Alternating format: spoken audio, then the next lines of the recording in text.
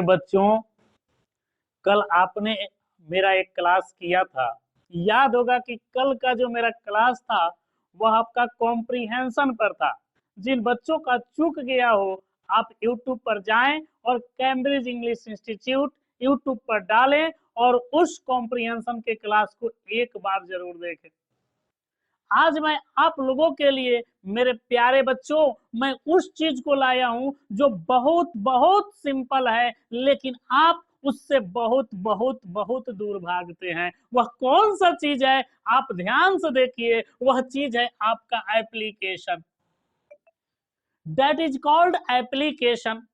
अब बच्चे को जैसे ही इंग्लिश में, वो भी बिहारी बच्चे को, मेरे देशवासी बच्चे को, मेरे ग्रामीण बच्चे को जैसे ही एप्लीकेशन मिलता है, वे सोचते हैं अरे बा इंग्लिश में लिखना है। जैसे ही वे इंग्लिश शब्द सुनते हैं, कहते हैं नहीं बाबा, छोड़ दो उसकी आशा, वे एप्लीकेशन का साथ ही छोड़ देते हैं। मैं कहता हूं क्यों? क्या आपके लिए के सर अच्छे हैं? कहिएगा जी सर, आपका तो ग्रामर जबरदस्त है। तो जब मेरा ग्रामर जबरदस्त है तो बाबू ये ग्रामर का ही पार्ट है, राइटिंग सेक्शन है, ग्रामर का ही हिस्सा है, और यह ग्रामर के ही राइटिंग सेक्शन में आता है एप्लीकेशन। अब आपके मन में होगा कि सर कितने दिन में एप्लीकेशन सिखा दीजिएगा? अरे कितने दिन में नहीं, कितने घंटों में नहीं, अरे इसको कह सकते हो मिनटों में तुम एप्लीकेशन सीखोगे, मिनटों में सीखोगे। ये 12th के भी बच्चे सीखेंगे, 11th के सीखेंगे, मैट्रिक के सीखेंगे, नॉन मैट्रिक सीखेंगे। यह आपके जीवन का एक हिस्सा है, आप भी सीखेंगे, आप अपने बच्चे को भी सिखाएंगे, और आपको लगेगा कि आज का जो क्लास है वह आपका एक दिन के क्लास में ही आपका एप्लीकेशन आज कन्फर्म हो जाएगा। और एक दिन का मतलब मिनटों में, ये मिनटों का काम है एप्लीकेशन को तैयार करना। आप कहिएगा नहीं सर, हम एप्लीकेशन हमको लिखने नहीं आएगा, हमको वर्ड मीनिंग समझ में नहीं आएगा। मत घबराइए, आज आपके के सर वर्ड मीनिंग के साथ, अर्थ के साथ, फॉर्मेट के साथ एप्लीकेशन को अपने दिल में लेकर आए हैं, ताकि आपके दिल और दिमाग में डाल दे। आज यह एप्लीकेशन आपके दिमाग और आपके दिल में जा रहा है। बस कुछ नहीं करना है, बस बैठकर इस वीडियो को देखें। यह एप्लीकेशन आपके दिल और दिमाग में बस मिनटों में जा रहा है। आप इस क्लास को करें और फिर देखें कि एप्लीकेशन कितना सिंपल है, कितना सिंपल है। यह एप्लीकेशन सबसे पहले सोचना है कि अब मैं किस पर्पस से पढ़ाता हूं। सबसे पहले जो बच्चे इस साल 2022 में एग्जाम देने जा रहे हैं और चिंतित हैं कि मेरा एप्लीकेशन कैसे लिखा जाएगा, क्योंकि हो सकता है कहीं सर लेटर पढ़ाए हैं और कहीं लेटर ही ना पूछे, सिर्फ एप्लीकेशन पूछ दे तो क्या होगा। मैं कहता हूं एग्जामिनर से कि अरे एग्जामिनर साहब, आपको एप्लीकेशन देना है तो एप्लीकेशन दे दीजिए, लेटर देना है तो लेटर दे दीजिए। मुझसे पढ़ने वाला बच्चा, मेरे दिल में रहने वाला बच्चा, मेरे वीडियो देखने वाला बच्चा ये नहीं सोचेगा कि एप्लीकेशन है कि लेटर। वो यही सोचेगा अगर एप्लीकेशन मेरी मर्जी हो तो एप्लीकेशन लिखेंगे, और लेटर मेरी मर्जी हो तो लेटर लिखेंगे। मेरे बच्चों, आपको मालूम है कि यह एप्लीकेशन आपके एग्जाम में 5 मार्क्स को लेकर आएगा, और जब यह 5 मार्क्स को लेकर आएगा तो मैं आज आपको मिनटों की वीडियो में इस एग्जाम में इस 5 मार्क्स का यह एप्लीकेशन कंफर्म करता हूं। अब मेरे बच्चों, सबसे पहले आपसे कोई पूछता है या आप जानना चाहते हैं कि what is application, what is application, तो मैं तो कहता हूं एप्लीकेशन एक ऐसी चीज है जो प्रत्येक इंसान के, प्रत्येक मानव के जीवन का एक आवश्यक हिस्सा है। यह क्या है? यह कुछ नहीं है, सबसे बड़ी बात यही जानो कि यह एप्लीकेशन एक पोलाइटली रिक्वेस्ट है। यह एप्लीकेशन एक पोलाइटली रिक्वेस्ट है। किस रूप में? In a formal way. किसके पास? To the head of any department, कहोगे सर एनी डिपार्टमेंट नहीं समझे। अरे मेरे बच्चों, एनी डिपार्टमेंट का मतलब हो सकता है कोई बच्चा स्कूल में पढ़ रहा हो और उसको हेडमास्टर के पास एप्लीकेशन देना हो, तो वह कैसे देगा। उसे 5 दिन की छुट्टी लेनी हो तो वह कैसे लेगा। मेरे कॉलेजिएट बच्चे हो और कॉलेजिएट बच्चे को प्रिंसिपल के पास एप्लीकेशन देना हो तो वह कैसे देगा। अब आप सिर्फ स्कूल के हेडमास्टर के पास नहीं, कॉलेज के प्रिंसिपल के पास नहीं, यह एप्लीकेशन आपका डिपार्टमेंटल भी होता है। आप कभी याद कीजिए, बैंक में खाता खोलने गए हैं कि नहीं गए हैं। मैनेजर साहब क्या कहते हैं, असिस्टेंट मैनेजर क्या कहते हैं, कैशियर बाबू क्या कहते हैं, क्लर्क बाबू क्या कहते हैं। सुनिए, पहले का एप्लीकेशन दीजिए। तो आप जैसे ही एप्लीकेशन सुनते हैं कहते हैं मुझे तो लिखने नहीं आएगा। अरे भाई, अब कितना बुड़बक है कि आप कह रहे हैं कि मुझे एप्लीकेशन लिखने नहीं आएगा। एप्लीकेशन तो आपकी चुटकी में है, एप्लीकेशन कुछ नहीं है। बस आप सोच लीजिए कि एप्लीकेशन लिखना है और तो आप लिख सकते हैं। You can write application.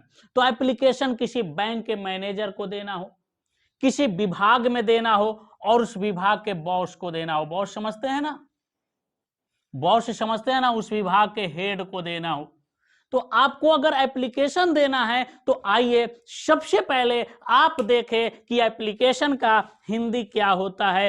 Application का हिंदी याद रखिएगा, अर्जी देना होता है। अर्जी देना।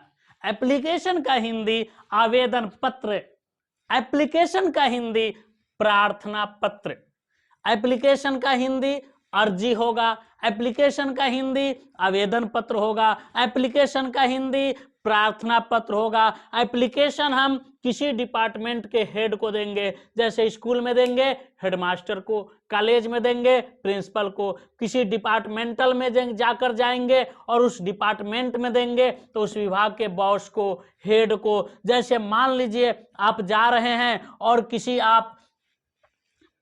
किसी आप शहर में जा रहे हैं तो वहां शहर के किसको देंगे, चेयरमैन को देंगे।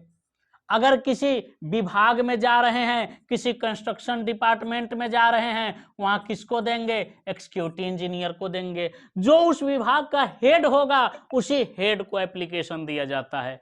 एप्लीकेशन का मतलब लिखित रूप में फॉर्मल वे में देना। अब आपके मन में होगा सर एप्लीकेशन का मतलब तो आवेदन पत्र समझ गए, 2-4 बार हमने अंग्रेजी में आवेदन पत्र देखा, लेकिन उसका हिंदी ही समझ में नहीं आया। वो समझ में नहीं आया कि कैसे लिखना है, क्या लिखना है, कौन सा शब्द लिखना है। अब आप चिंतित हो गए।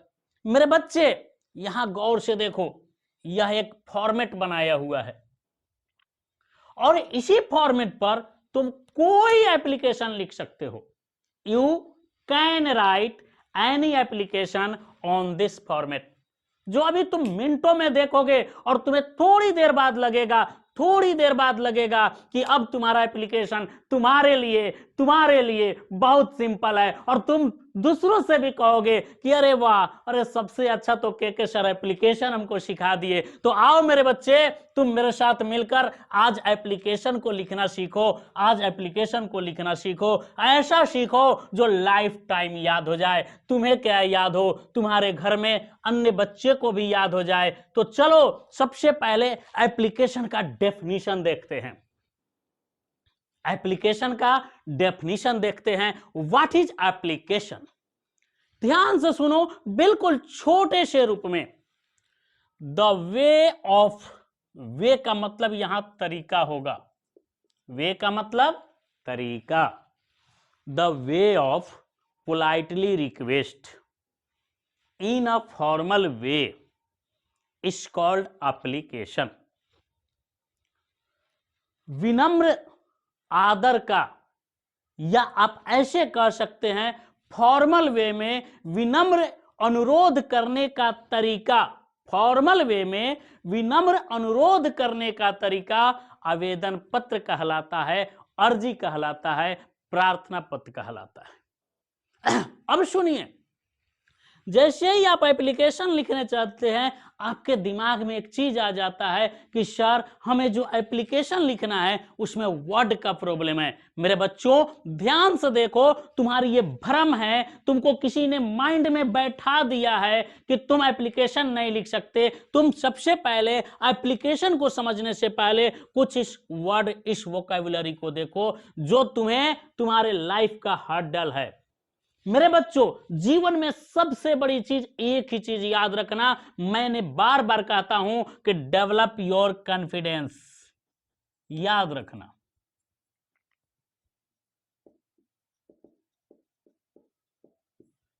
अपने विश्वास को बढ़ाओ, अपने विश्वास को बढ़ाओ। जीवन में कोई भी इंसान उस काम को तब जाकर कर सकता है जब वो ठान ले, आई शैल डू इट। एक मेरा मित्र है, वो कहता है, उससे किसी ने पूछा, कई बार पूछा कार्यालय में कि क्या भाई आप इस काम को कर सकते हैं। उन्होंने एक ही चीज कहा कि कोई ना कोई इंसान ही ना करता है तो फिर मैं क्यों नहीं करूंगा। आप भी सोचे, कोई ना कोई छात्र ही ना करता है तो फिर आप क्यों नहीं करेंगे। हाँ, आपका गाइड सही होना चाहिए, आपका मार्गदर्शन सही होना चाहिए, आपको ईमानदारी से पढ़ाने वाला होना चाहिए। तो इसमें आप आजमा लीजिए, मुझे मान लीजिए मैं ट्रायल पर हूं आपके कि मैं आपको एप्लीकेशन सिखाता हूं या नहीं। ध्यान से सुनिए, टू। अब टू कहां आएगा बाद की चीज है, जहां कहीं आएगा पहले जान लीजिए। टू का हिंदी होता है सेवा में, टू का हिंदी होता है सेवा में। और जहां टू जान रहे हैं वहीं पर एक और कहीं कहीं टू आता है, वह याद रखिएगा तक भी होता है। एक टू माने सेवा में, एक टू माने तक। इस टू में क्या है, यह तक कब होगा ये चीज जान लीजिए। जब नॉर्मली तत्काल जानिए, जहां आप एप्लीकेशन में चल रहे हैं कि इस टू के बाद अगर कोई भी टाइम दिया रहेगा, कोई समय दिया रहेगा, तब याद रखिएगा इस टू का हिंदी तक होगा। समझिए, जब टू के बाद टाइम दिया हुआ हो तो टू का हिंदी तक। सिर्फ अगर किसी वाक्य में, विशेष करके एप्लीकेशन में अगर टू हेडिंग में दिया हुआ हो तो याद रखिएगा टू का मतलब सेवा में। एड्रेस, एड्रेस का मतलब होता है पता, एड्रेस का मतलब होता है पता। अब समझिएगा कहां पता होता है। सब्जेक्ट, सब्जेक्ट का मतलब विषय। आप किसी के पास जाते हैं और वो पूछता है, आपको देखता है, बाबू कहां आए हो, तो आप ये मत समझ जाइए यहां कहां का मतलब कौन से जगह पर आए हो। वह कहां का मतलब वह आपके विषय को जानना चाहता है, आपके मुद्दा को जानना चाहता है कि आपके अंदर आपकी समस्या क्या है। यहां विषय समझिए, मुद्दा समझिए, समस्या समझिए, उसका रास्ता निकालने का तरीका समझिए। सर, सर जो है यह मेल के लिए है, पुरुष के लिए है। सर का हिंदी होता है महाशय। मैडम, मैडम जो है यह आप अब इतना बताने की चीज है, फिर भी आप जान लीजिए मैडम का मतलब फीमेल और इसका मतलब यहां हो जाएगा महाशया। ड्यू, ड्यू का मतलब होगा उचित। यहां पर इस वाक्य में, इस एप्लीकेशन में ड्यू का मतलब उचित। बेग, बेग का मतलब याद रखिएगा प्रार्थना करना। ये मत सोचना सर बैग नहीं है, अरे BEG है, बेग माने प्रार्थना करना। और यही बेग शब्द है जिस बेग माने भिक्षा मांगना। तो भिक्षा मांगना और प्रार्थना करना में अंतर है। अब इतना समझ लो तुम लोग, मतलब यह प्रार्थना करना का मतलब समझ लो अपील करना, किसी से विनम्रता पूर्वक रिक्वेस्ट करना। यहां देखो स्टेट, स्टेट। अब स्टेट देखते तुम सोचोगे राज्य, ये बात सही है। It is true that state का हिंदी राज्य होता है, लेकिन यहां एप्लीकेशन में एक जगह जो मैं स्टेट लिख रहा हूं, जैसे I beg to state that, ऐसा लिखूंगा और आप भी लिखेंगे I beg to state that. यहां स्टेट का मतलब से होगा और से का मतलब कहना, मतलब स्टेट का मतलब कहना। दैट, दैट का मतलब याद रखिएगा आप जो पढ़े हुए हैं वह पढ़े होइएगा, डैट माने वह, सही है, डैट माने वह होता है, लेकिन याद रखिएगा कभी कभी डैट माने की होता है, कभी कभी डैट माने यह की होता है, समझ लीजिए। अब आप कहिएगा सर हम कैसे समझेंगे, तो आपको वाक्य बतला देगा।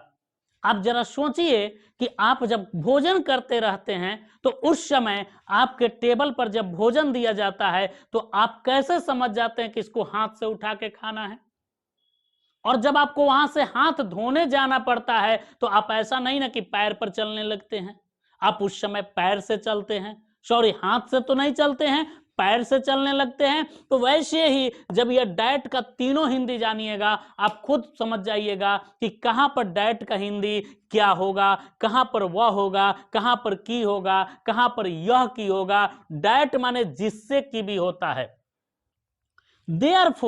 देयरफॉर माने इसलिए, यह शो के जगह पर लगता है, लेकिन अभी यहां मैं प्रेपोजिशन नहीं पढ़ा रहा हूं, कंजंक्शन नहीं पढ़ा रहा हूं, इसलिए तब तक जानिए कि देयरफॉर शो से ज्यादा अच्छा है, सिर्फ इतना जानिए। काइंडली, काइंडली का मतलब दयापूर्वक, काइंडली का मतलब दयापूर्वक।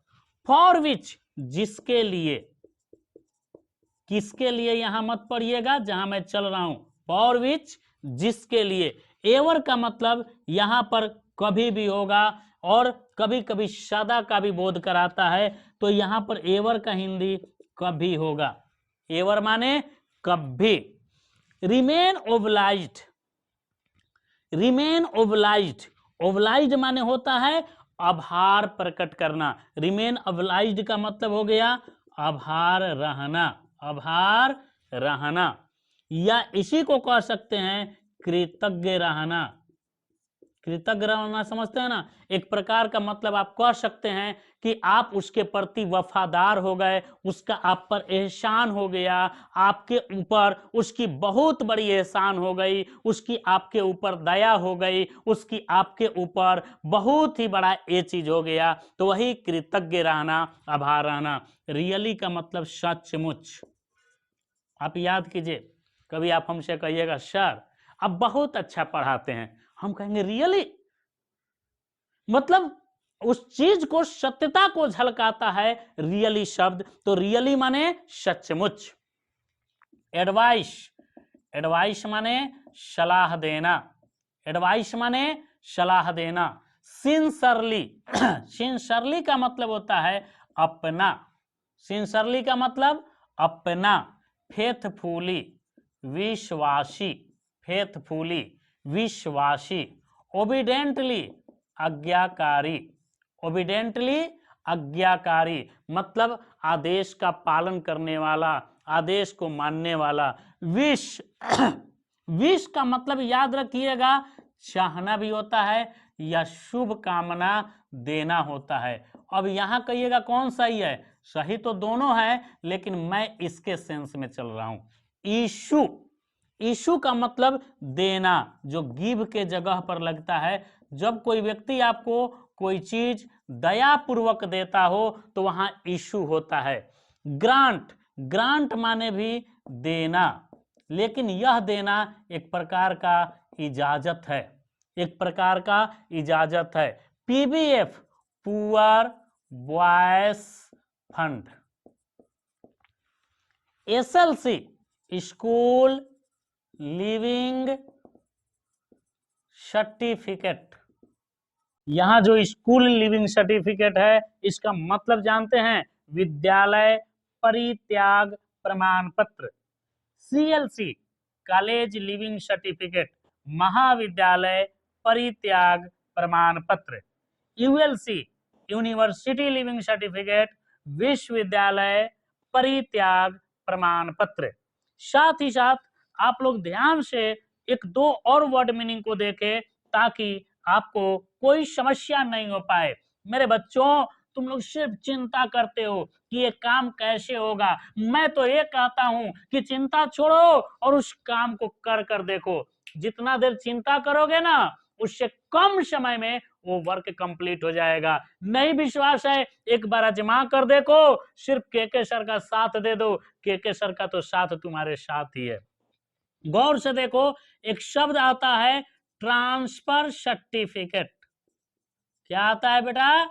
Transfer certificate. सर्टिफिकेट मतलब, इसका मतलब समझते हैं ना, तबादला प्रमाण पत्र। तबादला प्रमाण पत्र। अब ध्यान से देखो, तुम्हारे मन में एक और चीज आता होगा, और नहीं भी आता है तो पहले मैं उस चीज को क्लियर कर देता हूं कि वो चीज क्या है। बस जीवन में एक ही चीज याद रखना, हम लोग बहुत ही जल्दी किसी चीज में उब जाते हैं। जानते हैं, जीवन में एक आपने कहावत सुना होगा। कहावत क्या है जानते हैं? सीधी सी एक लाइन में जान लीजिए, man is the master of his own fate. Man is the master of his own fate.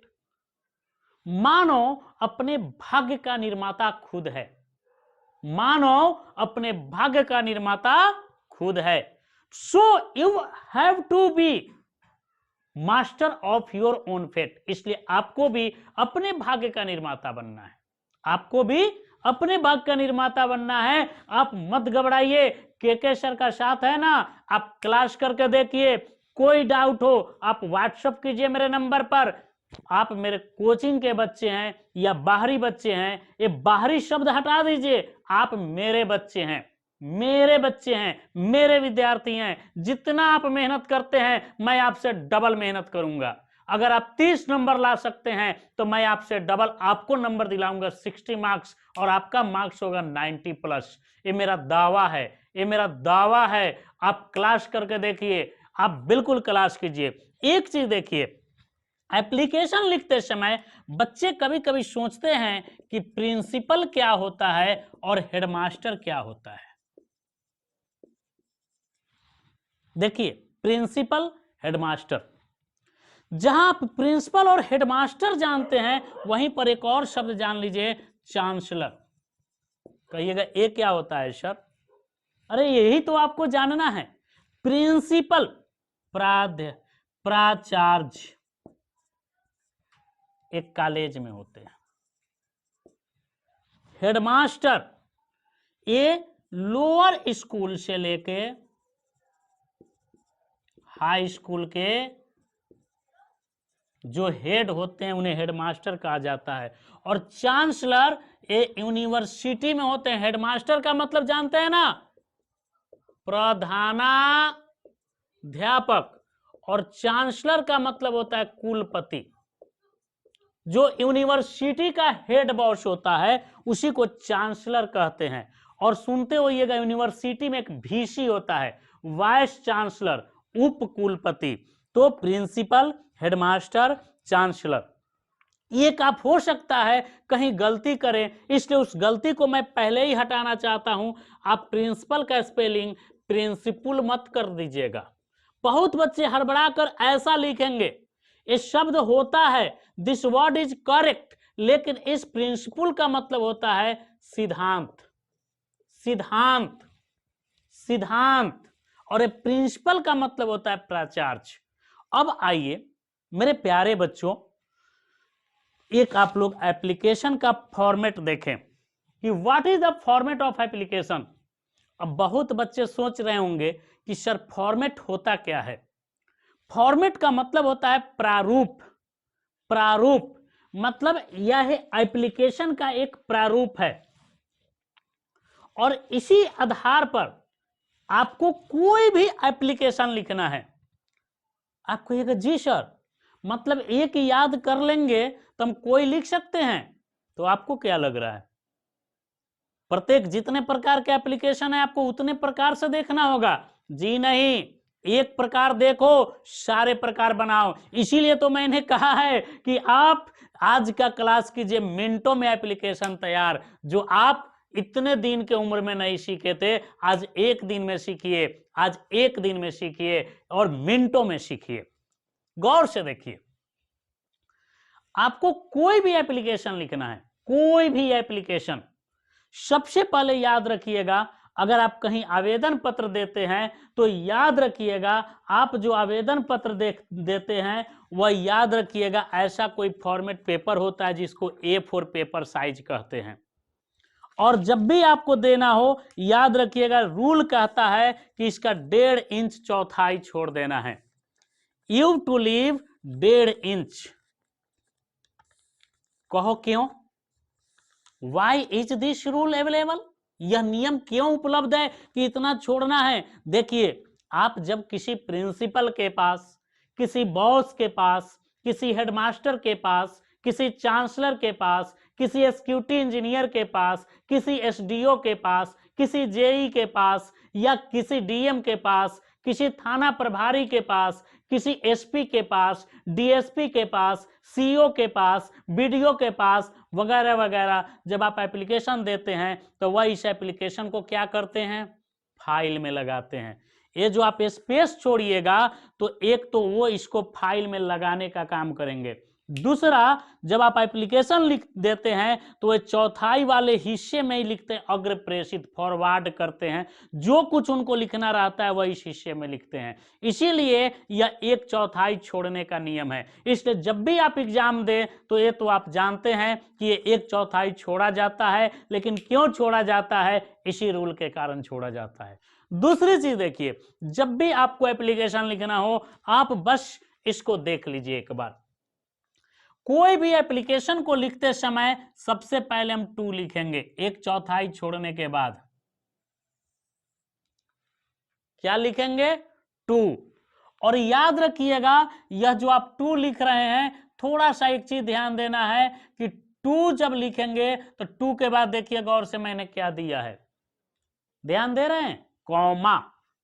लेकिन याद रखना है, सीबीएसई का अब नया नियम है कि अब वहां कोई पंचुएशन का प्रयोग नहीं होगा। पहले होता था, दादाजी के जमाने में दादाजी धोती पहनते थे, पिताजी कॉटन का पैंट पहनने लगे, आप जीन्स पैंट पहनने लगे और आपका बच्चा क्वार्टर पैंट पर आगे जाएगा।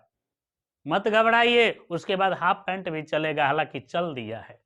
तो वही बात है, पहले कॉमा दिया जाता था लेकिन नए नियम में इस कॉमा को लुप्त कर दिया गया है। 2 के ठीक बाद उस स्पेस को छोड़कर द, और यहां देखिए डॉट डॉट डॉट। कहिएगा जी सर, अब हम भी 2 लिखेंगे, 2 के बाद द लिखेंगे, डॉट डॉट डॉट दे देंगे। जी नहीं, द के बाद देखिए, अगर आपको किसी कॉलेज में लिखना है तो यहां प्रिंसिपल लिखना होगा। To the principal, to the principal. Suppose that आप एक एप्लीकेशन लिख रहे हैं, ध्यान दीजिए, आप क्या लिख रहे हैं? एक एप्लीकेशन। किसके पास लिखना है? To the principal. किसके पास लिखना है? To the principal. किस लिए? 5 दिनों की छुट्टी के लिए। मैं शॉर्ट फॉर्म में यहां आपको बता दिया। 3 मोड। कभी भी कोई एप्लीकेशन दे तो 2 ही चीज उस एप्लीकेशन में जाकर खोजो कि किसके पास और किस चीज के लिए। एप्लीकेशन जब भी लिखना हो याद रखना, इस एप्लीकेशन में एक चीज देखो कि किसके पास किस चीज के लिए, याद रहेगा? ट्रांसफर सर्टिफिकेट के लिए, लिविंग सर्टिफिकेट के लिए, या किस चीज के लिए और किसके पास। तो मान लो तुम्हारा एप्लीकेशन है प्रिंसिपल के पास, तो टू द प्रिंसिपल। अगर बैंक मैनेजर के पास होता टू द बैंक मैनेजर। अगर डीएम के पास होता टू द डीएम। अगर सीएम के पास होता टू द सीएम, यहां द लगेगा। उसके बाद आप एड्रेस देंगे। देखिए, सॉरी, प्रिंसिपल के बाद उसके विभाग का नाम दीजिए। क्या देंगे? उसके विभाग का नाम, जैसे वह किस विभाग के प्रिंसिपल हैं, अर्थात कहां के प्रिंसिपल हैं। वे एमएस कॉलेज के हैं तो एमएस कॉलेज लिखे, एसएनएस कॉलेज के हैं एसएनएस कॉलेज लिखे, एलएनडी कॉलेज के हैं एलएनडी कॉलेज लिखे, भीमराव अंबेडकर कॉलेज के हैं तो भीमराव अंबेडकर कॉलेज लिखो। JL जवाहरलाल JLN यूनिवर्सिटी को लिखना है तो तुम उसे लिखो, मतलब जो है उसको लिखो, फिर उसका स्थल दो, address. It is called address. किसका एड्रेस? जिस विभाग के हेड को लिख रहे हो उसके हेड के जो डिपार्टमेंट है, जैसे कॉलेज डिपार्टमेंट है, बैंक डिपार्टमेंट है, उस हेड के डिपार्टमेंट के एड्रेस को दोगे। किसका एड्रेस? हेड के डिपार्टमेंट का। ऐसा दे देना है जिससे वह क्लियर हो जाए। जैसे MS कॉलेज तो तुम लोग जानते होगे, मोतिहारी के बच्चे, चंदमारी मोतिहारी। कौन सा जिला? ईस्ट चंपारण, स्टेट बिहार दे दिया। हो गया कंफर्म। चलिए, उसके नीचे आपको डेट दे देना है CBSE के नियम से। क्या दे देना है? डेट। जैसे आज का डेट है 25 जनवरी 2022। अंडरलाइन मत करना, मैं समझाने के लिए कर रहा हूं। डेट देके 25 जनवरी 2022। अगर मान लो तुम्हारा जो भी डेट हो उस डेट को दे देना। अब तुम पूछोगे सर हम जब एग्जाम हॉल में बैठेंगे तो हम कौन सा डेट डालेंगे? तो याद रखना उस दिन जो डेट रहेगा, जो दिन, जो महीना, जो साल रहे वो डाल देना। तो साल तो यही रहेगा 2022 में अपीयर होने वाले बच्चों के लिए, लेकिन डेट और मंथ जो चेंज होगा वो डाल देना। सब्जेक्ट मैंने बताया है ना, सब्जेक्ट का मतलब विषय, मुद्दा। एप्लीकेशन फॉर, मान लो कि यहाँ 5 दिनों के लिए छुट्टी के लिए है ना, देखो यहाँ for 5 days leave, for 5 days leave, तो application for leave for 5 days. जी हाँ, इतना लिखना होगा, application for leave for 5 days. सबसे पहले टू, उसके नीचे द प्रिंसिपल, पहले कॉलेज पर ही प्रैक्टिस कर लो। To the principal MS college, Chandmari Motihari, east Champaran, Bihar, date डाल दिए। Subject application for leave for 5 days. उसके नीचे रिस्पेक्टेड सर ऑब्लिक मैडम।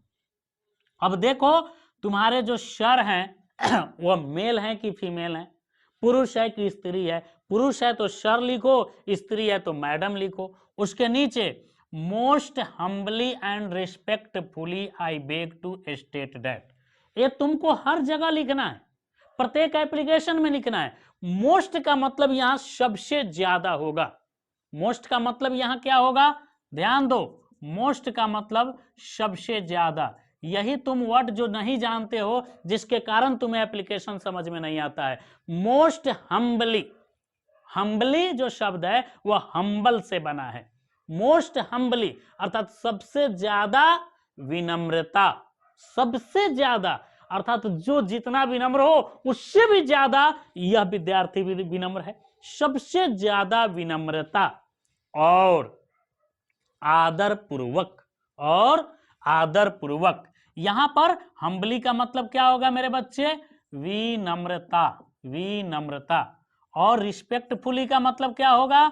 आदर पूर्वक। सबसे ज्यादा विनम्रता और आदर पूर्वक। मैं यह कहते हुए प्रार्थना करता हूं कि, कभी कभी डैट माने, डैट मीन्स कि, कहते हुए प्रार्थना करता हूं कि, क्या? तो छुट्टी के लिए देना है ना। I have been suffering from fever, इसको बड्डी कहते हैं, याद रखना। इस स्पेस को बड्डी कहते हैं, जो इसमें लिखना है जिस चीज के बारे में डिस्क्रिप्शन करना है। तो ध्यान से देखो, थोड़ा हम प्रेस लिखने के लिए अब इस चीज को हटा रहे हैं, चूंकि तुम्हारा एक मुद्दा बना दिए हैं यहाँ। फॉर्मेट तो देख लिए, अब इस चीज को भी देख लीजिए।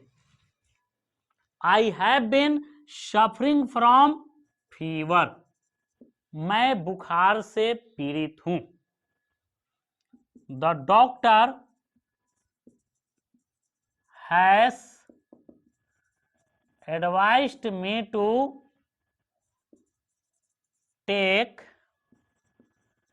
bed rest, मैं बुखार से पीड़ित हूं, डॉक्टर ने मुझे बेड रेस्ट करने के लिए सलाह दिए हैं। चिकित्सक मुझे बेड रेस्ट करने के लिए सलाह दिए हैं। I am unable to attend your college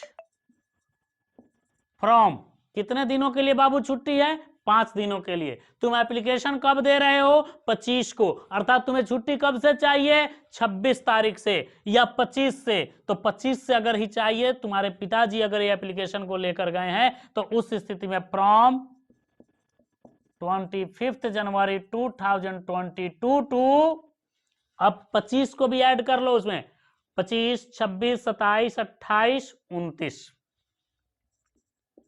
29 जनवरी 2022 हो गया। बस इतना ही देना है, इतना ही एक्स्ट्रा ऐड करना है।